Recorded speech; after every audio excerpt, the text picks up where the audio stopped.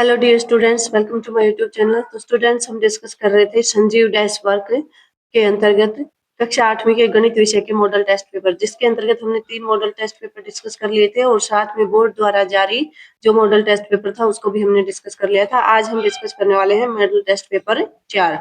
यहाँ पे स्टूडेंट्स हम वार्षिक परीक्षा की तैयारी कर रहे हैं जो कि बोर्ड एग्जाम होने वाला है, और हम बार बार क्वेश्चंस की प्रैक्टिस करेंगे। बिल्कुल सेम पैटर्न ही एग्जाम में आता है। 3 पेपर आपके हुए हैं, उसमें आपने देखा होगा सेम पैटर्न आता है जो यहाँ पे संजीव डैश वर्क में दिया गया है। तो चलिए हम शुरू करते हैं आज का मॉडल टेस्ट पेपर संख्या 4। तो देखिए, आप जानते हैं खंड ए के अंदर जो पहला जो प्रश्न आता है उसमें आपके प्रश्न संख्या 1 से लेकर के 8 तक वस्तुनिष्ठ प्रश्न आते हैं, यानी एमसीक्यू प्रश्न आते हैं, बहुविकल्पीय प्रश्न आते हैं। तो पहला प्रश्न दे रखा है, परमेय संख्याओं के लिए गुणात्मक तत्समक है। तो गुणात्मक तत्समक का मतलब होता है कि उससे गुणा करने पर संख्या का मान वही रहे। तो गुणात्मक तत्समक क्या है? यहाँ पे 1 है। सभी परमेय संख्याओं के लिए गुणात्मक तत्समक 1 है। अगला है, एक चर वाले रैखिक समीकरण का व्यापक रूप है। देखिए, एक चर आ गया है मतलब उसमें एक्स वाई या जेड मतलब एक ही चर होगा, और साथ में रैखिक समीकरण का है मतलब उसकी ज्यादा से ज्यादा घात 1 होगी।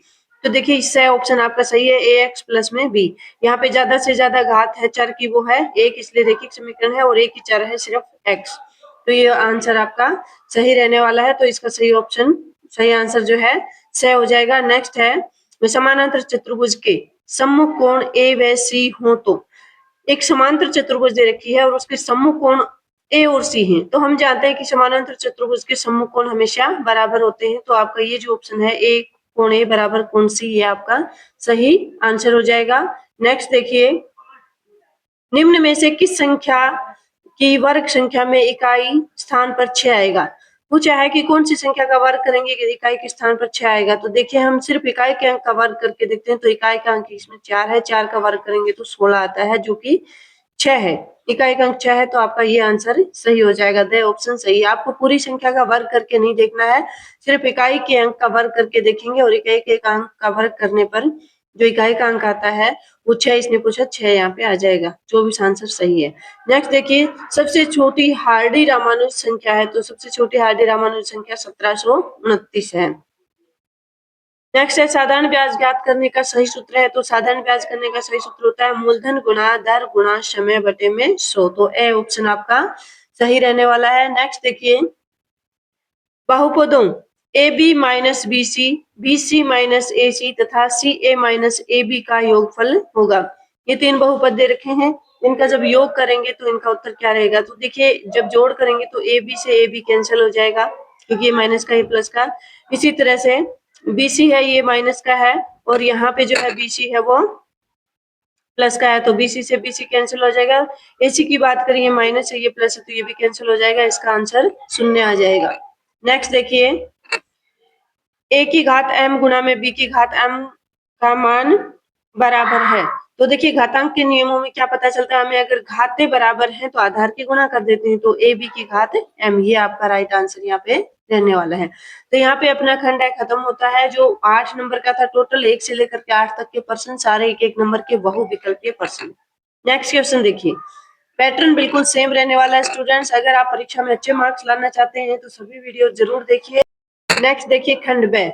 खंड ब के अंतर्गत अति लघु उत्तरात्मक प्रश्न पूछे जाएंगे, जिसमें प्रत्येक प्रश्न 2 अंक का रहने वाला है। प्रश्न संख्या 9 से 12 यानी कुल 4 प्रश्न, और प्रत्येक 2 अंक का यानी 8 अंक का आपका खंड ब रहने वाला है। तो चलिए देखते हैं पहला प्रश्न क्या है खंड ब का।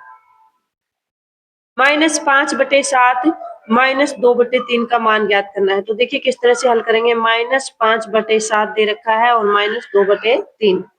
यहाँ पे हम क्या करेंगे, नीचे वाली संख्याओं का लैसे लेंगे, एलसीएम लेंगे, और इनका एलसीएम आएगा 21। फिर क्या करते हैं, इस 7 को इससे भाग करेंगे, भागफल आएगा 3, और 3 को अंश से गुणा करेंगे तो क्या आ जाएगा, -5 गुणा में 3। इसी तरह से इसको करेंगे तो ये आ जाएगा 2 गुणा में 7। इस तरह से आप हल करेंगे तो आ जाएगा -15 और -14/21, और -14 और -15 कितने होते हैं, -29/24। तो ये आपका सही आंसर इसका आ जाएगा। इस तरह से जो है आप हल करेंगे। नेक्स्ट क्वेश्चन देखिए, नेक्स्ट क्वेश्चन आपका है, यदि सॉरी यहाँ पे देखिए 24 नहीं आएगा, यहाँ पे माइनस यहाँ 21 था नीचे, तो यहाँ पे 21 आएगा, यहाँ पे भी 21 आएगा, तो इसका आंसर क्या आ जाएगा -29/21। नेक्स्ट देखिए 10वां प्रश्न, यदि 3x - 9 बराबर 27 है तो x का मान आपको ज्ञात करना है। तो देखिए 3x - 9 बराबर 27 है। देखिए सबसे पहले पक्षांतरण करेंगे तो 9 को उधर ले जाएंगे, यहाँ बच जाएगा 3x, 9 उधर जाएगा तो जुड़ेगा, तो 27 प्लस में 9 हो जाएगा, तो 3x बराबर 27 और 9 को जोड़ेंगे तो 36, और x बराबर इस 3 को भी उधर ले जाएंगे तो यहाँ गुणा में है तो उधर जाकर के पक्षांतरण करेंगे तो किस में चला जाएगा, भाग में चला जाएगा, और जब भाग देंगे तो 3 एकम 3 और 3 दूनी 6, 12 इसका राइट आंसर आ जाएगा। इस तरह से हम हल करेंगे। नेक्स्ट देखिए प्रश्न संख्या 11, वह सबसे छोटी संख्या ज्ञात कीजिए जिससे संख्या 100 को गुणा करने पर पूर्ण घन प्राप्त हो जाए। तो हमें पूर्ण घन प्राप्त करना है तो हम क्या करेंगे, सबसे पहले 100 के गुणनखंड करेंगे, जिससे हमें पता चल जाएगा कि पूर्ण घन में 3 3 के जोड़े बनते हैं। अगर जोड़े नहीं बन रहे तो हम कंप्लीट करेंगे और बताएंगे कि इससे हमें गुणा करना पड़ेगा। तो किस तरह से करेंगे, सबसे पहले आपको जो संख्या दे रखी है, संख्या आपको दे रखी 100, तो 100 के हम क्या करेंगे, अभाज्य गुणनखंड करेंगे। आप सबको आती होंगे अभाज्य गुणनखंड करने, इस तरह से करेंगे, 2 से भाग करेंगे तो 50 आएगा, फिर 2 से करेंगे 25 आएगा, फिर 2 से भाग नहीं जाएगा, 5 से जाएगा तो 5 से करेंगे तो 5 आएगा, और इस तरह से हम गुणनखंड कर लेंगे। तो 100 के गुणनखंड क्या हो गए, 2 गुणा 2 गुणा 5 गुणा 5। तो देखिए अगर ये संख्या पूर्ण घन हमें बनानी है तो यहाँ पे 2 का जोड़ा है, हमें 3 3 के जोड़े बनाने हैं, यहाँ 5 का भी एक जोड़ा है लेकिन 3 3 के बनानी है, तो हमें किससे गुणा करना पड़ेगा, 2 गुणा 5। इससे अगर हम गुणा कर देंगे तो ये संख्या पूर्ण घन बन जाएगी। तो हम लिखेंगे अतः संख्या 100 को 2 गुणा 5 यानी 10 से गुणा करने पर यह एक पूर्ण घन संख्या बन जाएगी। नेक्स्ट देखिए प्रश्न संख्या 12, 3/4 को अनुपात को प्रतिशत में बदल लिए। तो देखिए अनुपात को हमें प्रतिशत में बदलना है तो हम क्या करेंगे, 3/4, तो 3/4 को हम 3/4 लिख सकते हैं, क्योंकि प्रतिशत में बदलना है तो हम 100 से इसको गुणा करेंगे। 100 से गुणा करेंगे तो क्या हो जाएगा, 4 एकम 4, 4 दूनी 8, और 2 बच गए, 4 पंजे 20, 25 आ गए। ऊपर ऊपर की गुणा करेंगे तो कितना आएगा, 25 दिए 75, इसका आंसर आएगा 75%। इस तरह से जो है हम इसको प्रतिशत में बदलेंगे। तो यहाँ पे आपका खंड ब जो है कंप्लीट होता है। खंड ब के अंतर्गत आपके कुल 4 प्रश्न थे, प्रत्येक प्रश्न 2 अंक का था, और कुल मिलाकर के 8 नंबर का खंड ब आपका एग्जाम में रहने वाला है। अगला देखिए खंड स। खंड स की अगर हम बात करें तो खंड स के अंदर 2 भाग हैं, भाग ए और भाग ब। इसमें आपसे लघु उत्तरात्मक प्रश्न पूछे जाएंगे, प्रत्येक प्रश्न आपका 4 अंक का यहाँ पे रहने वाला है। तो देखिए प्रश्न संख्या 13 से 16 तक देखते हैं, जो खंड स का भाग ए है। पहला प्रश्न जो 13वां है वो इस तरह का रहने वाला है आपका, रिक्त स्थानों की पूर्ति कीजिए। स्टूडेंट्स मैं आपको बता दूं एग्जाम में पैटर्न बिल्कुल सेम रहने वाला है जो आपकी संजीव डैश वर्क में दिया गया है। आपने पीछे के पेपर दिए हैं उसमें भी देखा होगा, पैटर्न बिल्कुल सेम है, क्वेश्चन चेंज हो सकते हैं लेकिन पैटर्न सेम है। तो 13वां प्रश्न आपका खालिस्तान का रहने वाला है। पहला खालिस्तान है, 10 सेंटीमीटर भुजा वाले 2 ठोस घनों को साथ साथ रखने पर घनाभ का आयतन क्या होगा। तो देखिए एक घन होता तो इसका आयतन होता 10 गुणा 10 गुणा 10 यानी 1000। अब 2 है तो क्या हो जाएगा, 2000 सेंटीमीटर, घन सेंटीमीटर, ठीक है, घन सेंटीमीटर, ये इसका सही आंसर रहेगा। अगला है, एक सम चतुर्भुज का क्षेत्रफल 240 वर्ग सेंटीमीटर है, यदि विकर्ण की लंबाई 30 सेंटीमीटर हो तो दूसरे विकर्ण की लंबाई ज्ञात करो। तो सम चतुर्भुज का क्षेत्रफल क्या होता है, विकर्ण गुना में दूसरा मान लो x है और बटे में 2 ये होता है। इस सूत्र को लगा करके हम इसको रखेंगे 240 के बराबर, और जब मान ज्ञात करेंगे तो ये इधर जाएगा, गुना में हो जाएगा, और फिर 30 से हम भाग देंगे तो इसका सही आंसर 16 सेंटीमीटर आएगा। इस तरह से आप इसको ज्ञात करेंगे और 16 सेंटीमीटर जो है इसका राइट आंसर रहेगा। नेक्स्ट देखिए, एक घनाभ का पृष्ठीय क्षेत्रफल, घनाभ के पृष्ठीय क्षेत्रफल का सूत्र होता है 2 गुणा लंबाई गुणा l इंटू बी, प्लस में b इंटू एच और प्लस में h इंटू एल। h का मतलब हाइट होता है, ऊंचाई होता है, l का मतलब लंबाई, b का मतलब ब्रेथ मतलब चौड़ाई। ये सूत्र होता है एक घनाभ के पृष्ठीय क्षेत्रफल का। नेक्स्ट देखिए, एक घन की भुजा 4 सेंटीमीटर हो तो घन का आयतन क्या होगा, 4 की घात 3। आयतन का सूत्र क्या होता है, भुजा गुणा भुजा गुणा भुजा, तो 4 की घात 3 इसका राइट आंसर हो जाएगा। नेक्स्ट देखिए प्रश्न संख्या 14, निम्नलिखित कथनों को पढ़कर उक्त स्थान पर सत्य या असत्य लिखिए।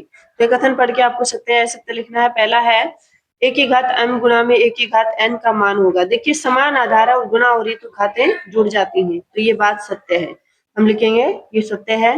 नेक्स्ट है 10 की घात 24 में आधार का मान 24 है। ये बात बिल्कुल सही नहीं है, क्योंकि आधार का मान 10 है, ये तो घातांक है, तो हम लिखेंगे ये असत्य है। नेक्स्ट देखिए -5 की घात -4 गुणा में -5 की घात -2 का मान -5 की घात -6 होगा। तो देखिए एक समान आधार है तो घातें जुड़ जाएंगी और ये बिल्कुल सत्य है। नेक्स्ट है 2 की घात 5 भाग में 2 की घात -6। यहाँ पे देखिए समान आधार है और भाग हो रहा है तो घातें घट जाएंगे और घटाएंगे, 5 में से -6 घटाएंगे तो 2 की घात 11, बिल्कुल राइट है। ठीक है, इस तरह से हम जो है इस क्वेश्चन को सोल्व करेंगे। नेक्स्ट देखिए प्रश्न संख्या 15, स्तंभ ए का स्तंभ ब से मिलान कीजिए। यहाँ पे आपको मिलान करना है। एक सिक्के को उछालने पर कुल परिणाम कितने रहेंगे? कुल परिणाम 2 रहेंगे, या तो चित्त आएगा या पट्ट आएगा। एक पासे को उछालने पर कुल परिणाम 6 होते हैं, क्योंकि एक पासे पे 1 से लेकर 6 तक अंक होते हैं। किसी प्रयोग के एक या अधिक परिणाम घटना कहलाते हैं। आगे है समप्रायिक प्रयोग। समप्रायिक प्रयोग वो होते हैं जिसमें संयोग बराबर हो, तो फोर्थ का आ जाएगा पहला। ठीक है, इस तरह से हम मिलान करेंगे। नेक्स्ट देखिए आपका निम्नलिखित के मान ज्ञात कीजिए। यहाँ पे आपको मान ज्ञात करने हैं, इनको जो है घटा करना है। ये बहुपद दे रखे हैं, इनको घटाना है, इनको गुणा करना है, इनको भी गुणा करना है और इनको भी गुणा करना है, तो इनको हम हल करेंगे। तो गुणा करने का तरीका क्या होता है कि भाई जो है एक समान आधार है तो घातें गुणा करेंगे तो जुड़ जाएंगे। सबसे पहले हम चर को चर से करेंगे और अचर को अचर से गुणा करेंगे। इस तरह से जो है आप गुणा के सवाल सोल्व करेंगे। पूरे 4 नंबर का ये प्रश्न आपका रहने वाला है।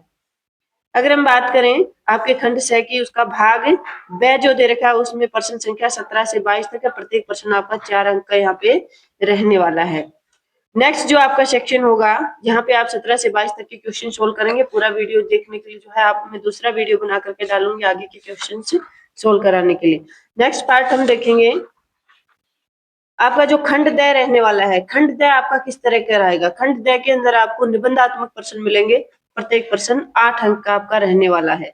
ठीक है, लेकिन इसमें पार्ट्स मिलेंगे। देखिए 1 2 3 4 पार्ट है और इसमें अथवा में भी आपको क्वेश्चन दिया गया है। आपको इस क्वेश्चन के चारों पार्ट आते हैं तो सोल्व कीजिए। अगर इनमें से आपको कोई नहीं आ रहा है तो आप अथवा वाला कीजिए, लेकिन आपको ऐसा नहीं करना कि ये भी कर रहे हो और अथवा वाला भी कर रहे हो, क्योंकि नंबर आपको एक के ही मिलने वाले हैं।